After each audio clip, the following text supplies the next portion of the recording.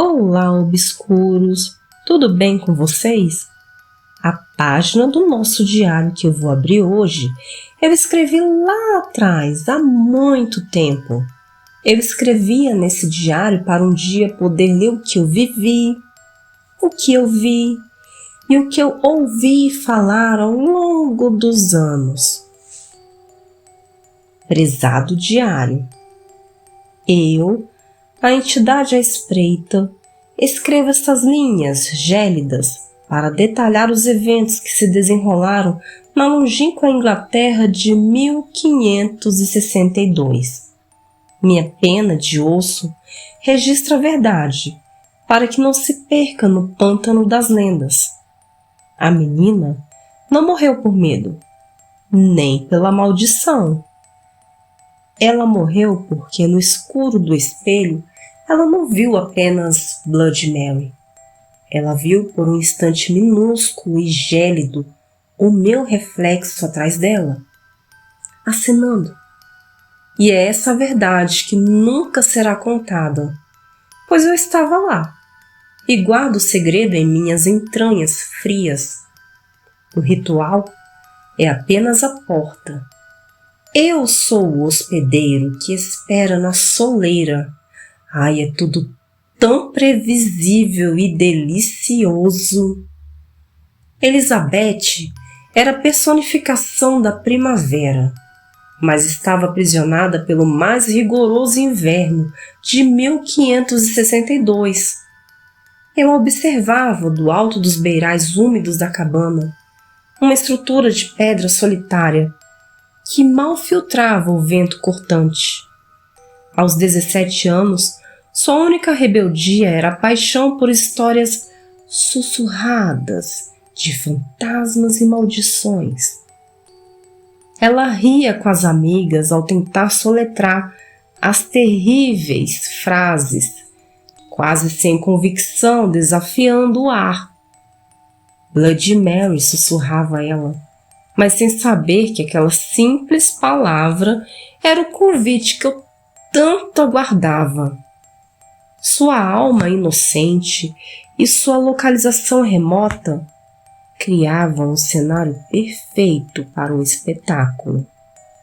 Eu preparava a cena, garantindo que tudo estivesse no lugar certo.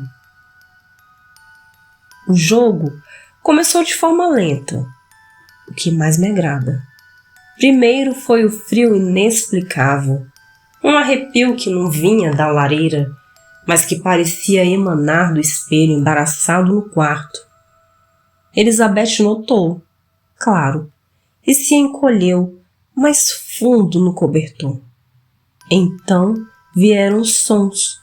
Não eram gritos nem batidas, apenas a melodia do meu pé arrastando na tábua de madeira no andar de cima. Um sótão vazio. O rangido, sempre o rangido, sutil, disfarçado pelo uivo do vento nas chaminés. Ela tentava se convencer de que eram ratos ou galhos. Sua mente humana lutava para manter a normalidade, e eu anotava cada hesitação, cada suspiro temeroso. A dúvida é o primeiro prego no caixão. A frequência dos eventos cresceu, como uma febre silenciosa. O espelho do corredor, antes empoeirado, agora exibia a marca de 5 dedos finos e úmidos na névoa. Inegável. Elizabeth viu e esfregou, mas a mancha reapareceu uma hora depois. Os objetos mais queridos dela começaram a ser encontrados em lugares estranhos. O rosário sob a pia, o diário virado de cabeça para baixo no telhado. Ela parou de comer e dormir. Sua pele ficou pálida como porcelana. A dúvida se tornou certeza aterrorizante. Ela não estava sozinha. Ela tentou fugir, mas a neve espessa e a escuridão da floresta empurraram de volta para o conforto falso da cabana. Ela estava presa, o medo agindo como correntes invisíveis. Eu sorria, pois o palco estava montado. O silêncio engoliu a casa por 3 dias. Um silêncio pesado e opressor que só serviu para elevar a ansiedade de Elizabeth a um nível insuportável. Ela estava em seu quarto, sentada na cama com o terço apertado. Foi então que senti minha chance e agi. O ar no quarto não apenas ficou gelado, ele doeu, e o espelho, o famigerado espelho que ela tentava evitar, rachou, não quebrou, mas uma única fissura fina, como uma veia exposta, correu pelo centro. Nela, por um microsegundo, Elizabeth viu. Não a figura distorcida da lenda, mas algo pior. Uma forma negra e etérea, com os olhos que eram meros poços de escuridão. A criatura não a atacou, apenas a observou com uma fome paciente, antes de fundir novamente na rachadura. O grito dela foi abafado. Puro pavor. A confirmação havia chegado. O terror era real e a estava esperando. Elizabeth correu para a sala principal. Os pulmões em brasa, agarrando o único objeto de defesa que encontrou, o antigo atiçador de lareira. As tábuas do chão começaram a tremer. As janelas que estavam fechadas explodiram para dentro em uma chuva de vidro, e a figura da rachadura se materializou completamente. Não era mais uma sombra, era algo alto, seco, com a pele pálida e coberta por vestes escuras de uma época que o tempo esqueceu. Seu rosto, em grande parte escondido por cabelos emaranhados, tinha um sorriso que não era humano. A perseguição foi brutal. Eu a observei lutar com o atiçador. Um ato patético e corajoso. Ela conseguiu acertar a figura, mas o atiçador simplesmente passou por ela. Nesse momento ela soube que não podia vencer. A entidade estendeu a mão e Elizabeth viu o que havia por trás do véu.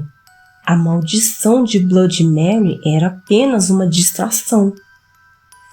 Eu, a entidade, fui eu quem sussurrei o nome no ouvido dela, forçando-a a olhar para mim. O terror atingiu seu pico enquanto a criatura a arrastava. Não para a morte, mas para o espelho, onde a verdade final a aguardava. Elizabeth desapareceu. Quando os aldeões vieram, dias depois, encontraram a cabana revirada, a porta da frente escancarada para a neve. O único objeto que sobrou intacto foi o espelho rachado que jazia no chão. O corpo nunca foi encontrado. A história que se espalhou foi a de que ela, enlouquecida pelo frio e pelo isolamento, fugiu para a floresta e sucumbiu. Uma resolução simples e decepcionante. Mas eu, observador atento e narrador dos fatos, sei a verdade. Elizabeth não fugiu. Ela foi absorvida pelo reflexo. Seu terror final não foi a morte, mas a realização de que a lenda da Bloody Mary é o engodo. O ritual é a armadilha, e a criatura do espelho, a verdadeira ameaça, está apenas esperando que a próxima pessoa repita a frase. A cabana estava vazia, mas o cheiro de medo persistia. Uma promessa para a próxima vítima. E assim termina mais um capítulo, anotado com a frieza de quem sabe que o medo é a única moeda de troca. Eu vi cada tremor, senti cada grito e confesso, a inocência de Elizabeth foi a minha mais saborosa refeição.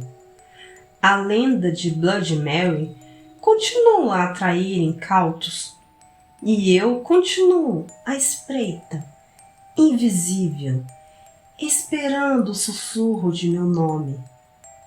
Agora que você viu a verdade, a história de Elizabeth com todos os seus detalhes de terror e sua reviravolta sombria, paira na sua mente.